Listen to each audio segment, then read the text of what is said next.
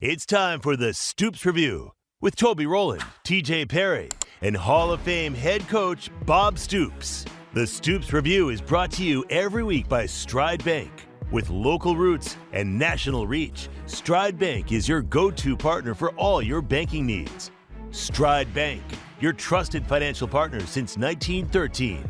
And now, with the Stoops Review, here's Toby Rowland, TJ Perry, and Bob Stoops. It is time for our Stoops Review, brought to you by Stride Bank, as we welcome in now the winningest coach in OU football history, Bob Stoops. Good morning, Coach. Good morning, Toby. TJ, good morning. Good to How be was your with you Christmas? guys. It was great. Had a great time. We, myself and Carol, and then our other children, Isaac and Mackenzie, we went out and saw Drake for 4 days. Nice. And spent some time with him out in L.A. They had a game. Fortunately, they won their game this weekend, and they're going to be in the playoffs. So anyway, it was fun to be out there and be around him for a few days. They played Kyler, right? Exactly, the Cardinals, yeah. Did you get to see Kyler at all?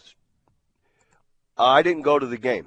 Okay. We were just out there ahead of the game I got for you, Christmas, and we came back after Christmas. So anyway, I'm sure Drake has. I hadn't talked to him yet, but I know he was planning on going out and visiting with them ahead of the game. Very cool, very cool. Well, Coach, we got a lot to talk about. Let's start with the bowl game. Armed Forces Bowl. Sooners fall by 1 after the failed 2-point conversion. Got off to a quick start. What'd you think about the Armed Forces Bowl, 21-20?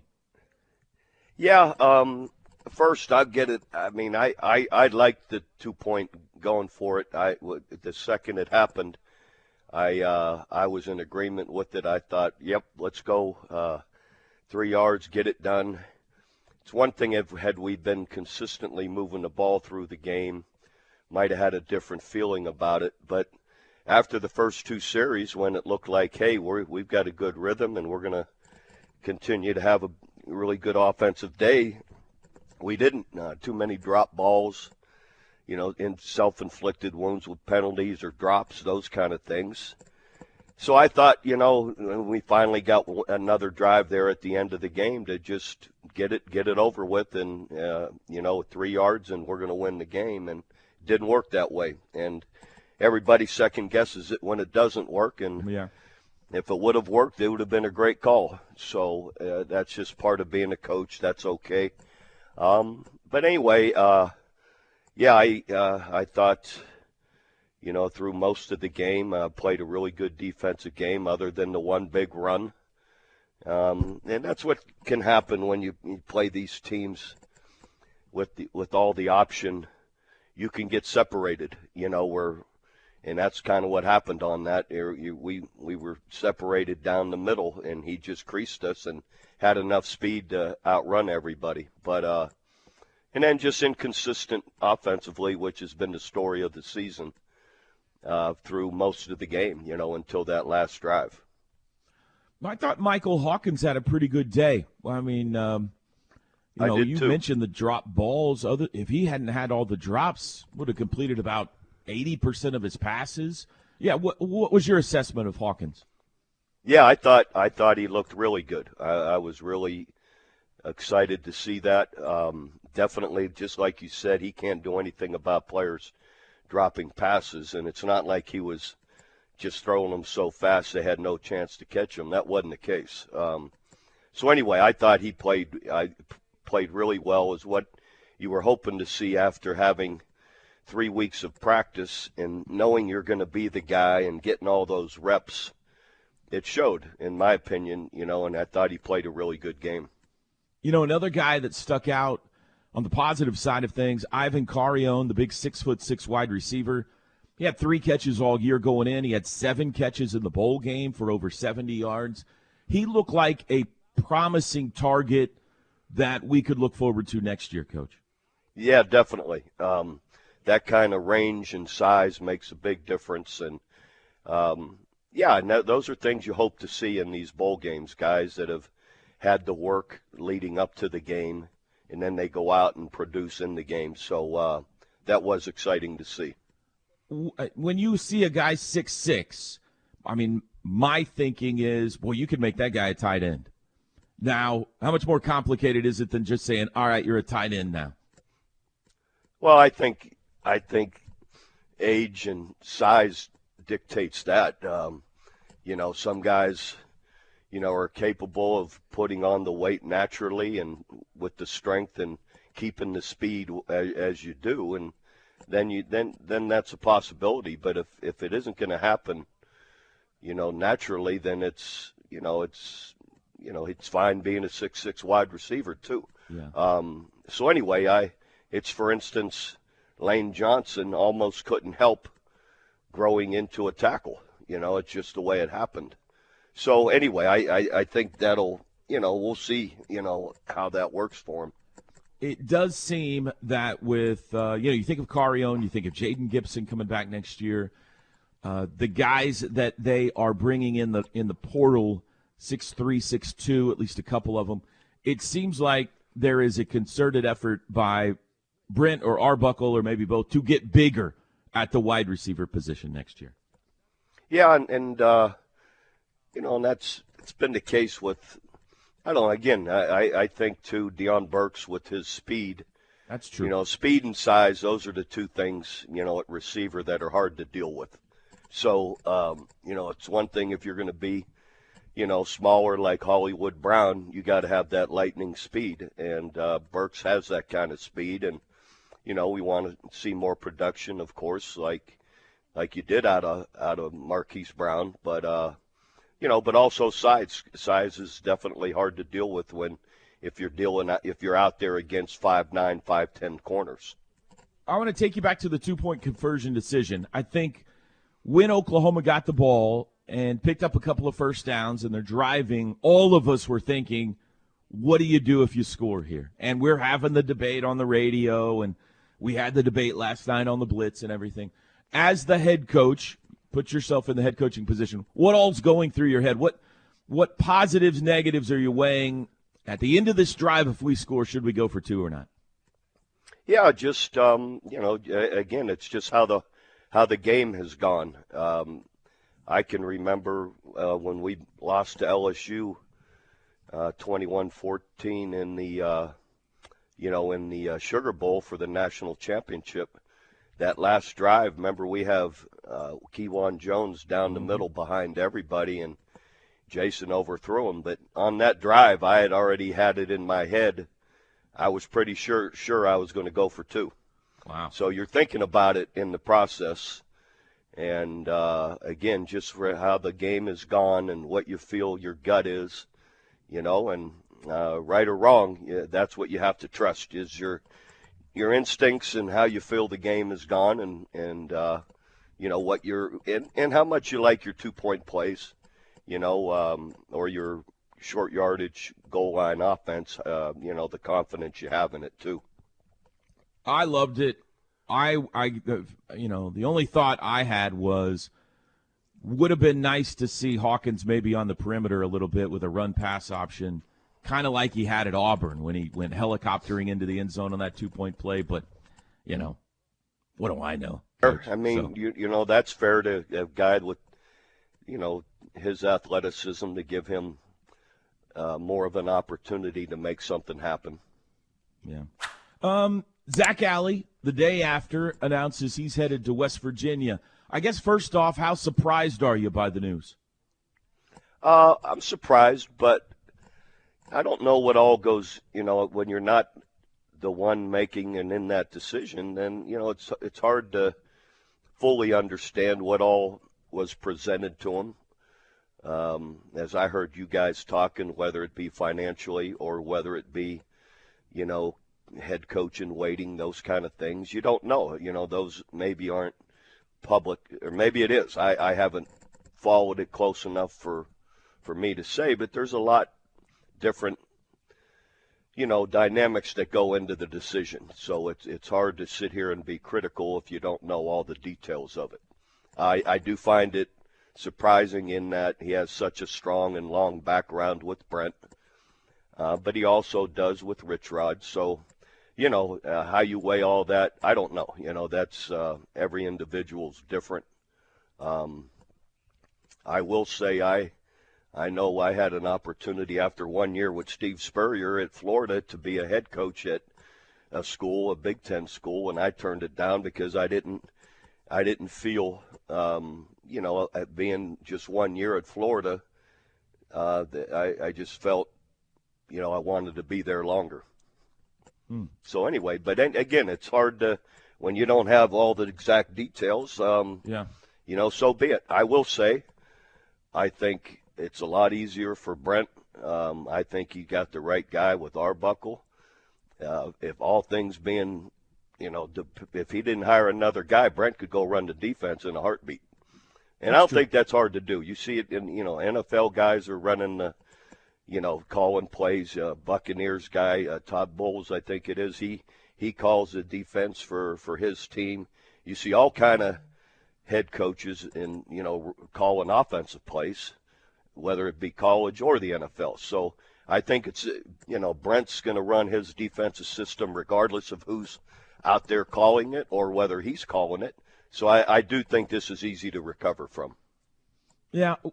I mean, my speculation was maybe he wants to kind of get out from under Brent's shadow and be his own guy. Not that he's in Brent's shadow, but if you have successful defense here, I guess for a lot of people, Brent's always going to get the credit, and maybe he'd like to go somewhere where that wasn't the case. I have no idea if that's true or not, but it did remind me a little bit, perhaps, of Coach Venables going to Clemson. I mean, it's not too dissimilar. Right. It's a little dissimilar, but it's not too dissimilar. He was working with you and your brother, and you got to be his own guy out there. There's something to that, but Brett was with me for 13 years. Yeah. So that's a little different than one. But and it was Brent, and I understood. He just felt, his only background was really with me.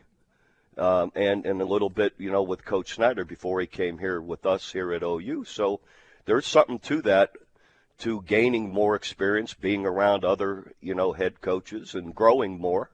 And that was truly it. I didn't want Brent to leave at all, and he just felt it was the right time, that he had been, with me. And right or wrong, when you're a defensive coach, you end up, people think you're still running it all when you're not. After so many years, with Brent with under me or with me here, he was running it, the way I wanted him to, but he was calling it and it was his defense. But you still, as a head coach, seem to get more of the credit or not credit, but whatever. So in the end, sometimes it's just time.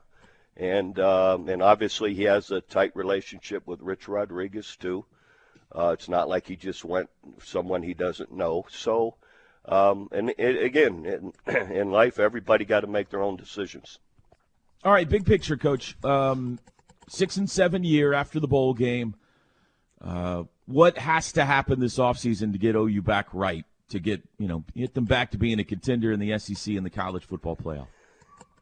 Well, I think we're on our way. I love the hire of, again, Ben Arbuckle and John Mateer, here with quarterback to go with Michael Hawkins, and the development you saw with him the last few, in this last game, and obviously these last weeks of practice. So, we got some key receivers that are back. We need to have them on the field and healthy.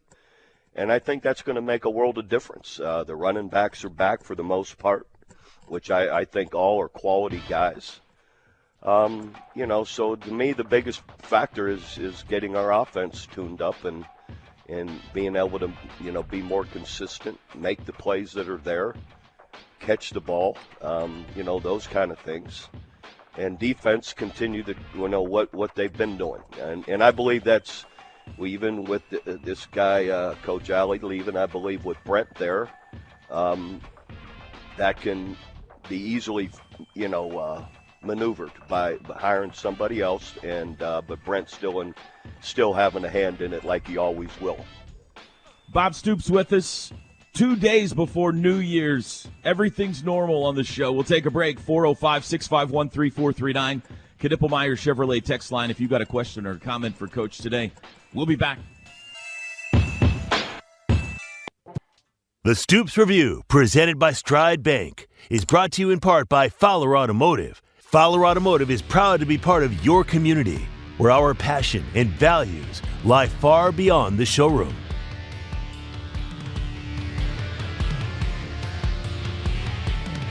Toby and TJ back with you, 8 o'clock hour, Monday, December 30.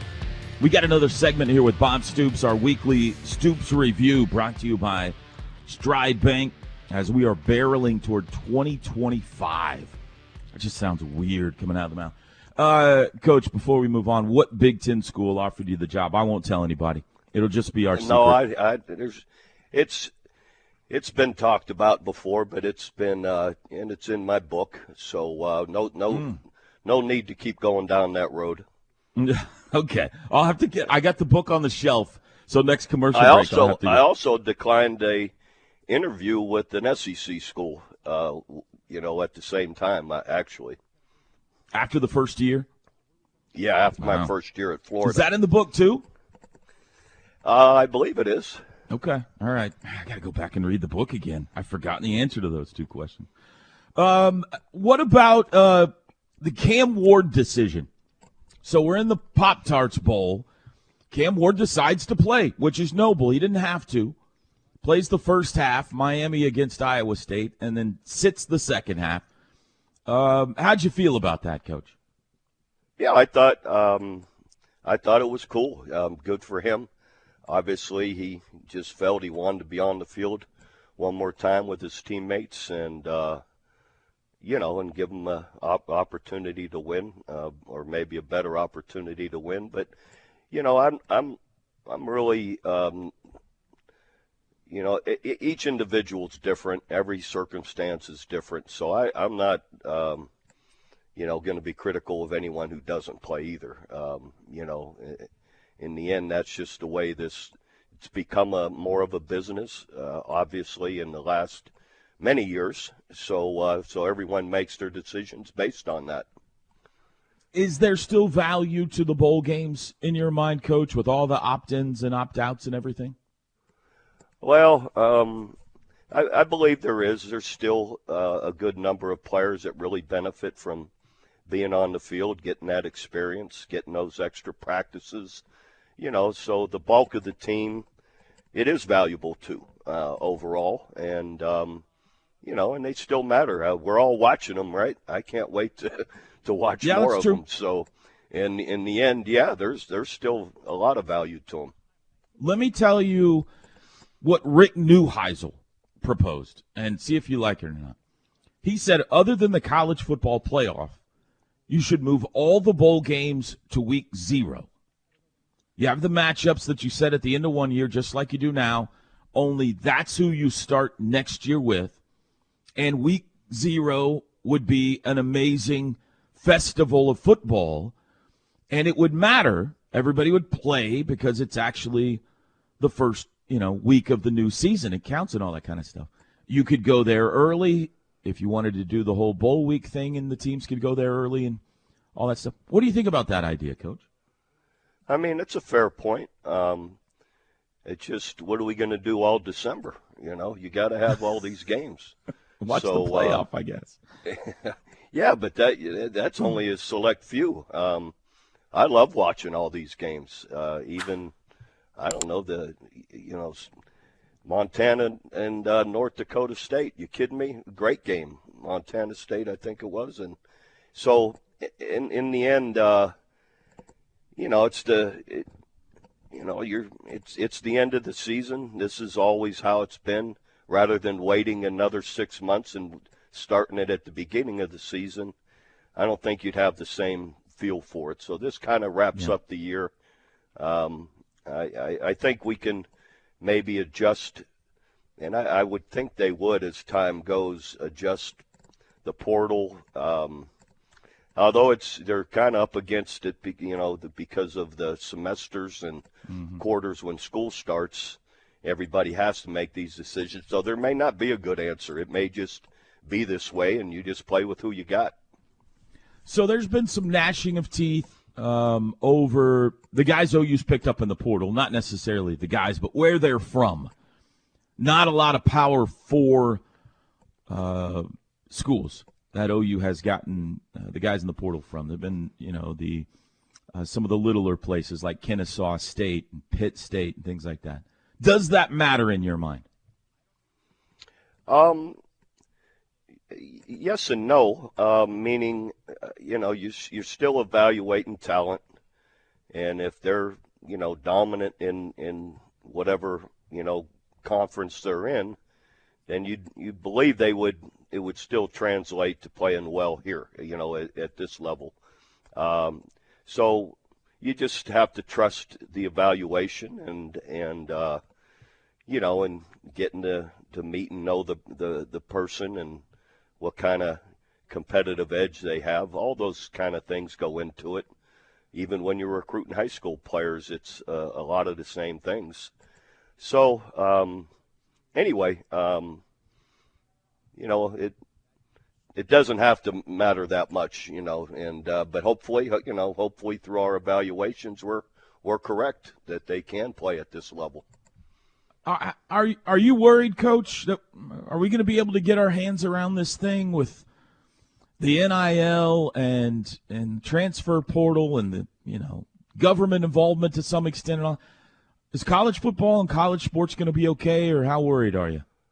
Oh yeah, I definitely. I mean, come on, you see the TV ratings and packed stadiums.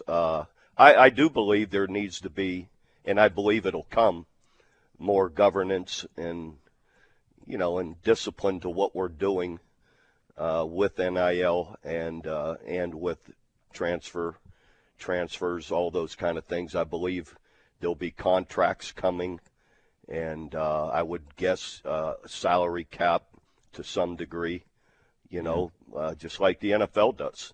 And in my opinion, it's become an NFL model, and we just have to have some of the same regulation that NFL teams work with. At one point, I guess everyone was saying, or at least I was saying, please don't let college football become the NFL. It's great the way it is. And at this point, I feel like that's a best-case scenario. Let's please get some please make college football like the NFL, because this is out of control. We have to have a commissioner. We have to have a salary cap. We have to get some sort of a organization to all this, because it just feels so, Wild West out there. Well, it is. And, I've said it a number of times. I mean, it's like in the NFL, you can't be a free agent every year, right? They have contracts and then you can't just pay whoever has the most money, just keep paying everyone. They have salary caps and a way to adjust, the money that they're dealing with. And, and again, in college, in college ball, I don't know that it'll be sustainable otherwise for everybody. Some schools it will be, but not everyone. And so, we've got to, and I believe it'll come, once, I think once, this one-time big payout that they're going to, pay back to all these players for their name, image, and likeness. I think things will start to roll once that happens. It's got to make things so hard for coaches, and when you get after a guy, you used to. That's part of coaching. You get after a guy. Well, now as soon as you get after a guy, you got to. Well, he's going to hit the portal. He's going to whatever. It's just it feels like it's taken the power out of the hands of the coaches. To some extent, or maybe to all extent, across football now. Yeah, to some degree. Yeah, but you still have to have relationships, and players you could still coach them hard when they know you really care about them and you have a great relationship with them. They want that. Most of them want that because they want to reach their potential. So they trust you to do that. Hey, by the way, Texas A&M went 8-5 this year, Coach. Oh, you did have to say that, wouldn't you? You don't have to comment. You don't have to comment. I don't want to get into that. Yeah. College football playoff. We're down to the final 8. This is going to be great on New Year's Eve. So tomorrow night, we have the first game. That's the Penn State game, and then a triple header on New Year's Day. Now, that's what I really like, Coach. New Year's Day, when I was growing up, when you were growing up, was the day, and it was special. And now it's not going to be 10 games or 8 games like it used to be, but it's going to feel special again now, I think, with this triple header of games that really matter. Yeah, definitely. These are going to all be great games, I believe, anyway, and I'm just as excited to watch them all. Definitely starting New Year's Eve, watching that one, and then all these games are going to be fun to watch. It's such great, really strong programs, of course, but great matchups. All right, Penn State, Boise State. Who do you like? New Year's Eve out in the Fiesta Bowl in Glendale. I was kind of doubtful of Penn State, earlier here in just a few weeks ago, but boy, they're playing really well. Mm-hmm. So it proved me wrong. So I'd go with Penn State. Texas and Arizona State play the first game on New Year's Day. That's the Peach Bowl in Atlanta. This is the 4-5 matchup theoretically. So who do you like there, Coach? Dare I say it? No, don't Texas say it. If really you're going to say strong. it. Oh boy. So I know I have to, but man, they've again, same thing. I've been really now not fair. I didn't see Arizona State play last week, but Texas has really looked strong. Hey, have you ever eaten at the Longhorn Steakhouse, Coach? Yeah. Oh. Why? Oh, because of the Longhorns. Toby's got a problem that I eat there, Coach, because of the Longhorn in the name, and I just tell him it's delicious. I delicious. Need to I didn't even think of that, but yeah. Coach, come on, man, now. Toby, you're worse than me. You got it. You can't be eating at the Longhorn Steakhouse, Coach. You can't be doing that. You're gonna make me think about it next time I pull in. Okay, good. That's what I'm here for. Ohio State and Oregon Rose Bowl. Fantastic match. This is a rematch of a great game in the regular season. Who's going to win this time, Coach? Ohio State really, I thought, you talk about two extremes, look so poor versus Michigan, and then look so good here against, what was it, Clemson? No, it was Tennessee. Or Tennessee, that's right. But anyway, so I was really impressed, and it's just kind of which Will Howard is going to show up, Mm-hmm. and or play calling. They were much more innovative and let it loose against Tennessee than they did against Michigan. So I think it's hard to beat someone twice, and so I kind of think that if they play that way that they'll beat Oregon again. Or not again, but this time. But I don't know. That's going to be a heck of a game. I mean, if Ohio State plays like they did against Tennessee, they're going to win the whole thing, maybe. But I know. You can't help but remember the way they played against Michigan and have second thoughts. I know. It's hard to get out of your head. Last game of the day, Georgia-Notre Dame in the Sugar Bowl in New Orleans. What do you think? Now, no Carson Beck. So you give Notre Dame a shot here? I do because of that. Otherwise, I don't think I'd say that. And Notre Dame has been impressive. Of course, Georgia always is, but I think without the quarterback, that's going to make a difference. Although they've had some extra practice time now. 8-10 days since they last played. So I'm going to go with Notre Dame. All right, I like it. Hey, Porter's boys got to New Year's undefeated, Coach, 13-0. How about the guys? I love it. Yeah, they're playing great. Been able to see all the games, and for the most part, I've missed a few. But really loved it. They're a fun team to watch. Plays a bunch of guys. They all, you could tell, are really unselfish in how they play. And they've really got a good thing going. I encourage everybody to get out there and watch them. Yeah, headed down to Bama on Saturday for the SEC opener. They're ranked number 5 in the nation, so that'll be great. And then back home against Texas A&M in the SEC home opener next week. All right, before we let you go, Coach, you don't strike me as a New Year's resolution type guy. Are you? Do you have a New Year's resolution for 2025? No, I'm not. I'm not much on that. As you just stated. No, to me, it's just try and be a better person every year. Can I give you one for you? And stay prayed up. I'll be honest. That's a good one. If there's anything, it's be more mindful of of your prayer time. Stay prayed up. Make sure that you set double alarms in the morning when you wake up, and no more Longhorn Steakhouse for you in 2025. All right? Okay. Now you got me thinking about that. Yeah. Well, you should have been thinking harder before. I'm a little embarrassed for you right now, Coach. So, hey, Coach, have a happy New Year, and thank you so much for joining us today. We appreciate it. All right, guys. Great to be with you. Happy New Year to everyone. There you go. There's the coach, Bob Stoops. The Stoops Review brought to you by Stride Brain. We'll take a break. When we come back, I'll take a pummeling. I deserve it. We'll be back.